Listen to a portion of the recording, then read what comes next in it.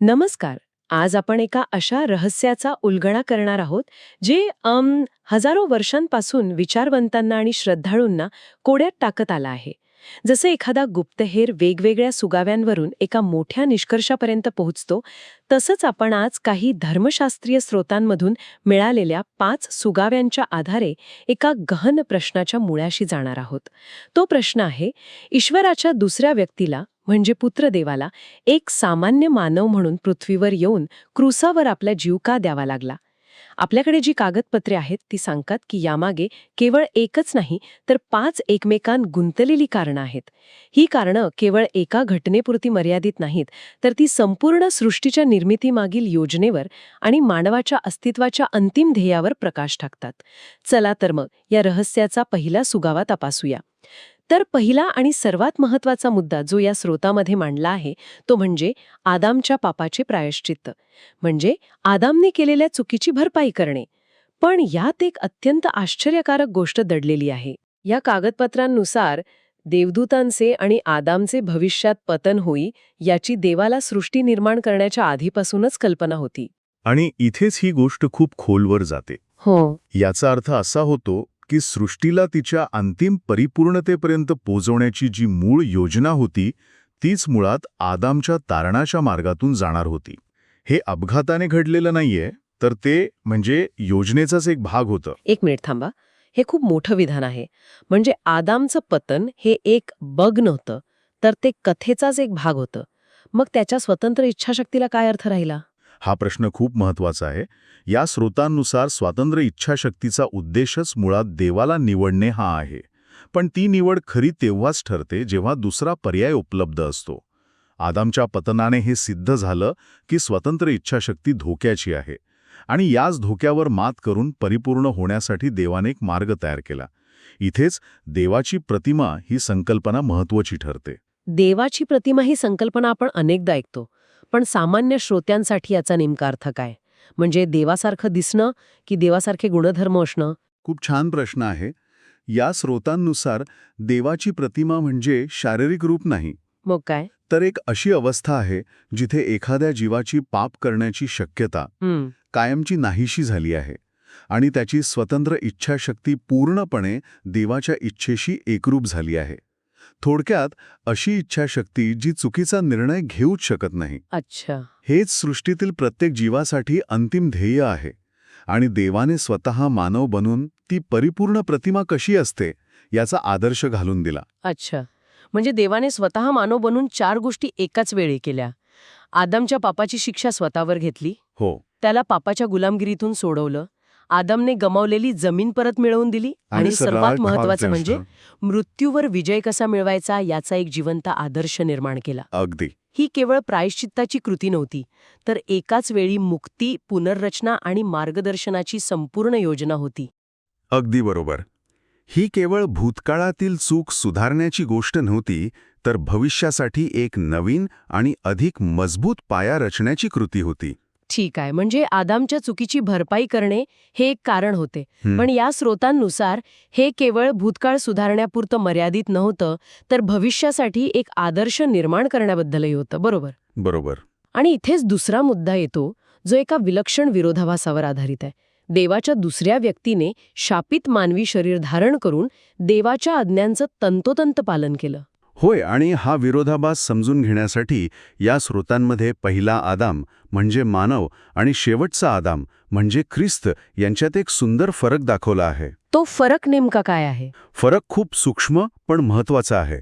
पहिला आदाम म्हणजेच मानवाला पापावर विजय मिळवण्यासाठी आधी क्षमेची गरज असते. ही क्षमा त्याला शेवटच्या आदामच्या रक्ताद्वारे मिळते. क्षमा मिळाल्यानंतर पवित्र आत्म्याच्या मदतीने तो पापावर विजय मिळवू शकतो. पण शेवटचा आदाम म्हणजेच ख्रिस्त सुरुवातीपासूनच पवित्र आत्म्यासोबत राहून स्वतःच्या नीतिमत्वाने पापावर विजय मिळवतो. त्याला क्षमेची गरज नसते. याला आपण असं समजू शकतो का की पहिला आदाम म्हणजे तो विद्यार्थी ज्याला पास होण्यासाठी ग्रेस मार्क्सची गरज आहे? हां, छान उदाहरण आहे. तर शेवटचा आदाम म्हणजे तो टॉपर विद्यार्थी जो स्वतःच्या मेरिटवर पास होऊन इतरांसाठी एक आदर्श ठेवतो. अप्रतिम उदाहरण आहे. अगदी तसंच आहे. पहिला आदाम कृपेवर अवलंबून आहे, तर शेवटच्या आदामने पात्रता सिद्ध केली आहे. आणि हे त्याने कुठे सिद्ध केलं? तर एका शापित मानवी शरीरात. इथेच या स्रोतांमधील एक शक्तिशाली रूपक समोर येतं. हो, ते जळत्या झुडपाचं रूपक. ते असं आहे की एखाद्या शापित काटेरी झुडपात अग्नीची ज्वाला यावी, पण ते झुडूप जळून भस्म होऊ नये, तसा हा प्रकार आहे. बरोबर. वा, म्हणजे हे असं आहे की मानवी स्वभावाच्या सर्व मर्यादा, मोह आणि दुःख असूनही दैवी तत्व त्यात राहूनही अलिप्त आणि शुद्ध राहू शकतं. हे तर मानवी अस्तित्वासाठी एक मोठी आशा आहे. अगदी बरोबर. ते काटेरी झुडूप म्हणजे आपले मोहांनी आणि परीक्षांनी भरलेलं मानवी शरीर आणि अग्नीची ज्वाला म्हणजे देवाचं पवित्र अस्तित्व. सामान्यतः अग्नी झुडपाला जाळून टाकतो, पण इथे तसं होत नाही. नाही. यातून हे सिद्ध होतं की मानवी शरीरात राहूनही, सर्व परीक्षांना तोंड देऊनही पाप न करता जगणं शक्य आहे. देवाच्या दुसऱ्या व्यक्तीने हे स्वतः जगून दाखवलं आणि त्यामुळे मृत्यू त्याला आपल्या ताब्यात घेऊ शकला नाही. एक मिनिट, म्हणजे जिथे पाप नाही तिथे मृत्यूचा अधिकार चालत नाही? नेमका तोच मुद्दा आहे.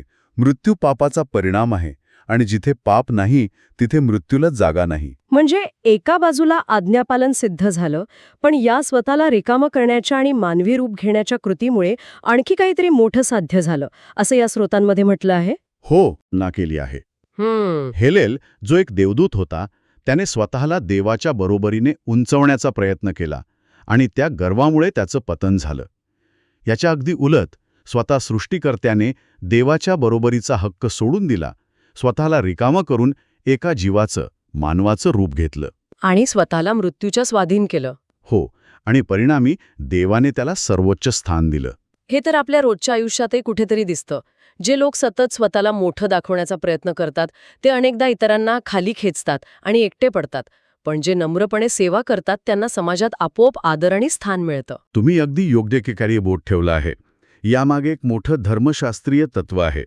मोठेपण स्वतःला उंचवण्याने नाही, तर देवाला शरण जाण्याने आणि नम्र होण्याने मिळतं. जर आपण याला मोठ्या चित्रात पाहिलं तर हे तत्व थेट शेजाऱ्यावर प्रेम करण्याच्या आज्ञेशी जोडलेलं आहे. देवाचं राज्य हे प्रेमावर आणि सेवेवर आधारित आहे, सत्तेवर नाही. बरोबर. त्यामुळे जे इतरांवर प्रेम करतात आणि सेवा करतात त्यांनाच उंच केलं जाऊ शकतं. जे हेलेलप्रमाणे इतरांवर सत्ता गाजवण्याचा प्रयत्न करतात त्यांच्यामुळे केवळ अराजकता आणि दुःख निर्माण होतं. पण एक प्रश्न मनात येतो, सृष्टिकर्त्याला इतकं नम्र होण्याची काय गरज होती? तो तर आधीच सर्वोच्च आहे. कारण त्याला एक असा आदर्श घालून द्यायचा होता ज्याच्यापुढे कोणीही जाऊ शकणार नाही. अच्छा. जेव्हा स्वतः सृष्टिकर्ता एक जीव बनून नम्रतेची आणि आज्ञापालनाची अंतिम सीमा गाठतो, तेव्हा इतर कोणत्याही जीवाला गर्वाने स्वतःला मोठं म्हणायला जागाच उरत नाही.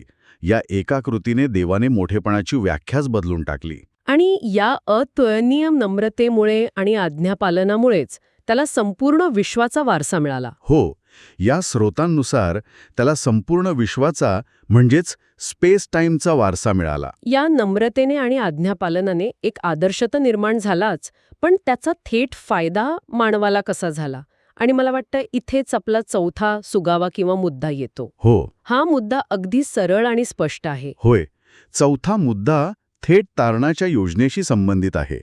देवाच्या दुसऱ्या व्यक्तीने आज्ञापालनाचा एक परिपूर्ण नमुना घालून दिला, जेणेकरून मानव म्हणजे आदाम त्या मार्गावर चालून तारण मिळवू शकेल. म्हणजे एक तयार केलेला, सिद्ध केलेला मार्ग होता तो. अगदी.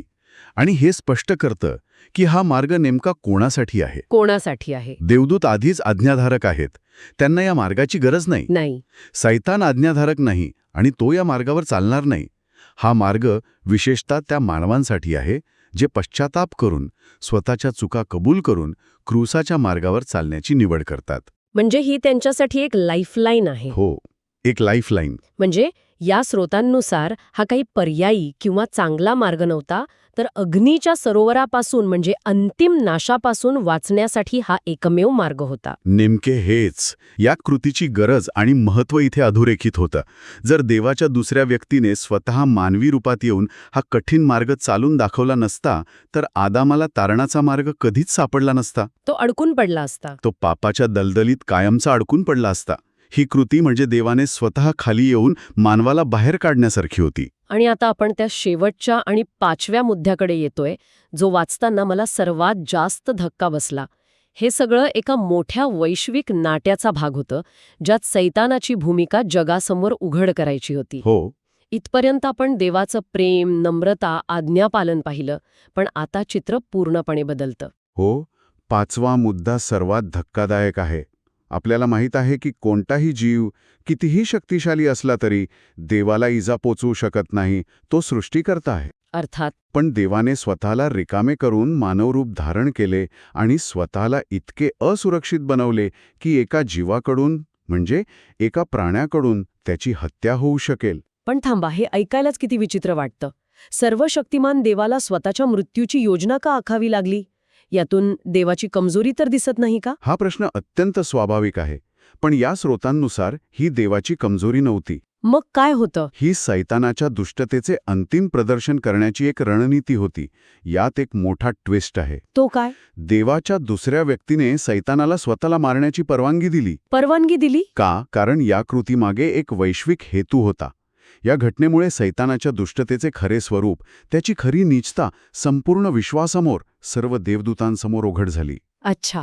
यातून हे सिद्ध झालं की जर सैतानाला अमर्याद शक्ती आणि संधी मिळाली तर तो स्वतःच्या स्वार्थासाठी आणि गर्वासाठी सृष्टीकर्त्यालाही मारून टाकेल. ही घटना म्हणजे सैतानाच्या स्वभावाची अंतिम साक्ष होती. बाप रे. म्हणजे एका बाजूला सृष्टीकर्ता आहे जो आपल्या निर्मितीसाठी, पापी आदामसाठी मरतोय, आणि दुसऱ्या बाजूला एक निर्मिती आहे जी स्वार्थासाठी सृष्टीकर्त्याला मारायला तयार आहे. हो, हा विरोधाभास तर प्रचंड आहे. अगदी बरोबर. आणि हाच विरोधाभास या घटनेचा केंद्रबिंदू आहे.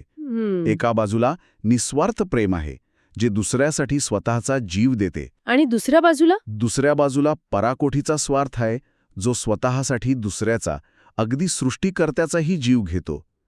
क्रूसावरील या घटनेमुळे सैतानाच्या न्यायाची पुष्टी झाली. देवानं त्याला शिक्षा का दिली हे संपूर्ण सृष्टीला पटलं. आणि एक उदाहरण घालून दिलं. हो, देवाच्या आज्ञा मोडल्याने किती भयंकर परिणाम होऊ शकतात याचे कधीही न विसरता येण्यासारखं उदाहरण जगासमोर आलं. तर ह्या सगळ्याचा अर्थ काय? आपण हे 5ही सुगावे तपासले. हे स्पष्ट आहे की क्रूसावरील मृत्यूमागे केवळ एकच साधं कारण नव्हतं. ही एक बहुआयामी घटना होती. यात आदामच्या पापाची भरपाई होती. बरोबर. शापित मानवी शरीरात देवाच्या आज्ञा शक्य आहेत हे सिद्ध करणं होतं. नम्रतेतून विश्वासा वारसा कसा मिळवायचा हे दाखवणं होतं.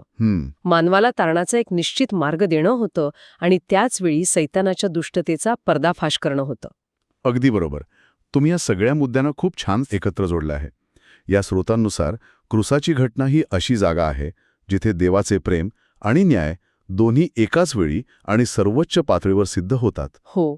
ती केवळ आदामला वाचवत नाही तर सैतानाच्या दुष्टतेची खोली उघड करते आणि त्याचवेळी देवाच्या दुसऱ्या व्यक्तीचा संपूर्ण विश्वावरील वारसा हक्क स्थापित करते.